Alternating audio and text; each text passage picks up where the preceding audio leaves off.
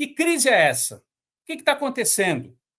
Depois eu vou até trazer um deputado como o Orlando Silva, do PCdoB, por exemplo, escreveu hoje um artigo, né?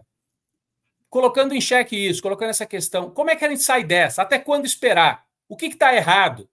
Porque, vem aquela saída assim, a articulação política não funciona.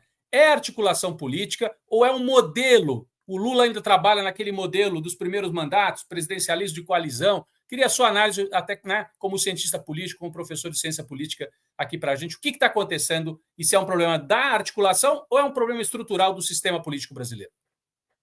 Olha, Rodrigo, eu acredito que seja, na realidade, um conjunto de fatores, né? Não é uma única coisa. Eu vou tentar começar aqui do que me parece o fator primeiro mais estrutural disso tudo, que é o fato de que mudou a relação de poder entre Congresso e Poder Executivo, né? E ela mudou por uma sequência aí de mudanças que houve na Constituição brasileira, que acabou fazendo com que o Congresso se empoderasse, né, com que ele tivesse menos necessidade de ceder ao Executivo para obter certos benefícios.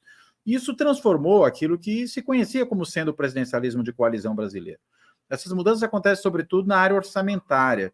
Se a gente considerar o que aconteceu, por exemplo, né, para pegar um caso aqui, nas emendas impositivas individuais, lá em 2015, primeiro ano do segundo mandato da Dilma, a presidente já muito enfraquecida, tanto que o impeachment veio ali na sequência, Congresso, né, com o qual ela tinha uma relação muito complicada, muito difícil, o Congresso conseguiu ali impor a ela uma perda de poder naquela barganha que os presidentes podem estabelecer, ou podiam estabelecer até então, com os congressistas, do ponto de vista da liberação das emendas. Então não podia mais negociar isso. O orçamento deixou de ser autorizativo, ou seja, permitindo que se fizesse um gasto, mas não obrigando a que ele fosse feito, para ser impositivo, ou seja, o gasto teria que ser feito, aquele gasto da emenda individual do parlamentar.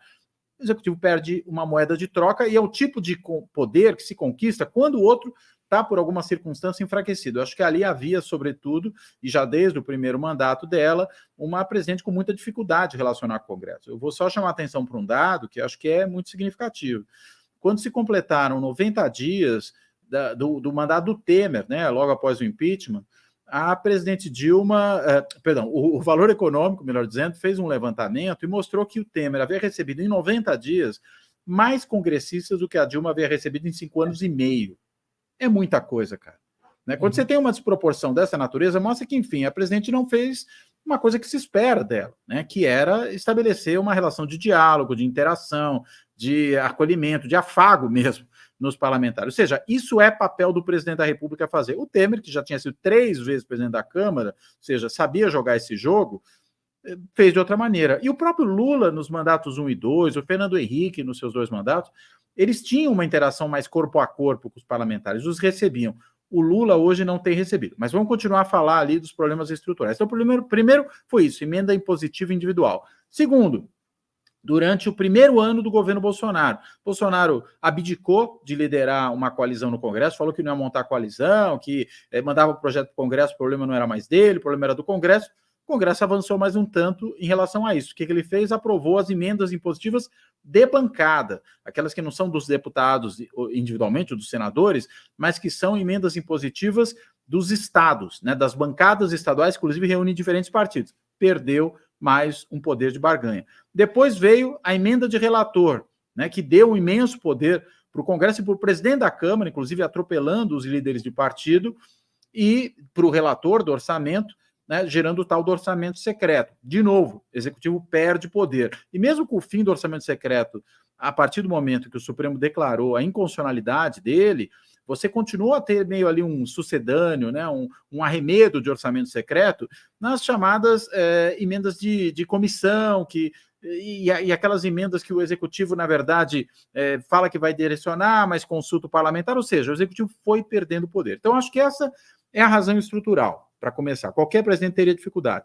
Aí vem uma razão um pouco mais conjuntural, que é o fato de que a gente tem, isso é muito básico, o Congresso mais à direita desde a redemocratização. Isso tem consequências, pô. Quando você tem um Congresso tão à direita, com um presidente do campo progressista, é óbvio que você vai ter dificuldades, né? Porque a agenda do Congresso é diferente da agenda do presidente. Então, naquilo que consegue ali haver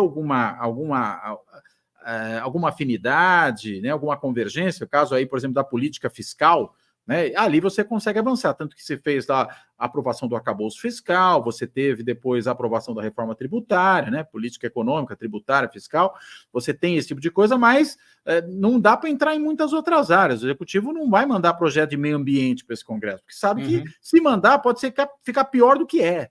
Então é melhor deixar do jeito que está. Né? Eu acho que essa é uma das razões para isso, porque você tem esse Congresso ultradireitista. Pode falar.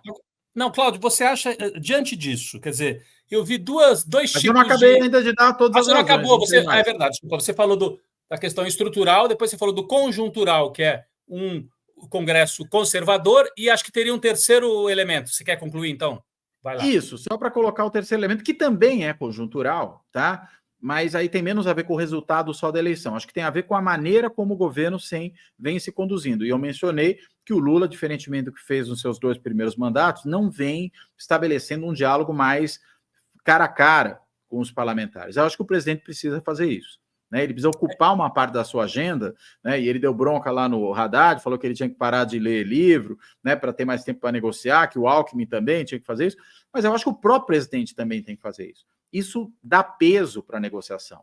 Né? E há queixas, não adianta deixar tudo na mão do Padilha, claro que vai explodir na mão dele, e não adianta delegar para o Rui Costa, né, que é um sujeito lá meio inábil para fazer negociação política dessa natureza, tem que ser o Lula, né? E se ele não faz, claro que isso vai fragilizando. Então veja, acho que esses 3 fatores conjugados, né, 2 deles que independem, no certo sentido, do governo, né, o estrutural, propriamente dito, mudança da relação de poderes institucional, e o segundo, o resultado da eleição, isso aí não depende do governo, mas a maneira como vai interagir com o Congresso, essa depende. E acho que aí o governo poderia, sobretudo o presidente da República, ter uma atuação mais efetiva.